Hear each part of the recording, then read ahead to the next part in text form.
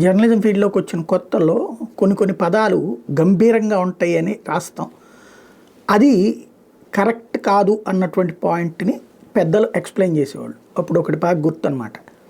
ఏదో ఒక వర్ధంతి కార్యక్రమం భారీగా జరిగింది.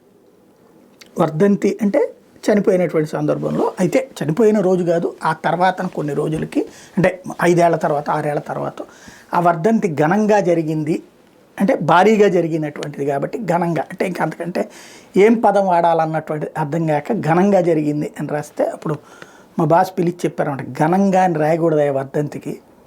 ఎందుకు అంటే ఘనము అనేటటువంటిది పాజిటివ్ థింగ్కి రాయాలి.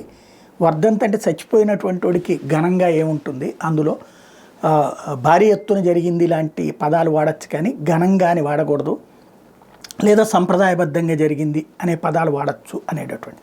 అంటే మనం ఎప్పుడైనా సరే మనిషి నిరంతరంగా స్టూడెంట్ నేర్చుకుంటూనే ఉండాలి. అట్లాగా అది బాగా గుర్తుంది. ఇప్పుడు ఇది ఎందుకు చెప్పాల్సి వచ్చిందంటే, గాంధీ గారికి సంబంధించినటువంటి దాన్ని వేడుకగా జరిపేదారు అని రాయాల్సి వచ్చింది గాంధీ వర్ధంతిని.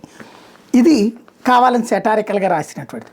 జాతిపిత మహాత్మా గాంధీని హత్య చేసి నాథురామ్ గాడ్సేని కీర్తిస్తూ అఖిల భారత హిందూ మహాసభ గురువారం ఉత్తరప్రదేశ్లోని మేరట్లో ఓ కార్యక్రమం నిర్వహించింది. గాంధీని 1948 జనవరి 30న గాడ్సే హత్య చేసిన విషయం తెలిసిందే. ఆ నేరానికి గాడ్సేని 1949లో ఉరితీశారు. గాంధీ వర్ధంతి సందర్భంగా మీరట్లోని అమరవీరుడు నాథురామ్ గాడ్సే నానా ఆప్టేదాం వద్దకు హిందూ మహాసభ సభ్యులు చేరుకున్నారు. గాడ్సేను కొనియాడారు. కరమ్చంద్ గాంధీ ఆత్మ తొలగిపోవాలని, దేశం నుంచి గాంధీజం అంతరించిపోవాలని కోరుతూ హోమాన్ని నిర్వహించి హనుమాన్ చాలీసా పఠించారు. గాంధీకి ఇచ్చిన జాతిపిత పేరును ప్రభుత్వం తొలగించాలని నాయకులు డిమాండ్ చేశారు.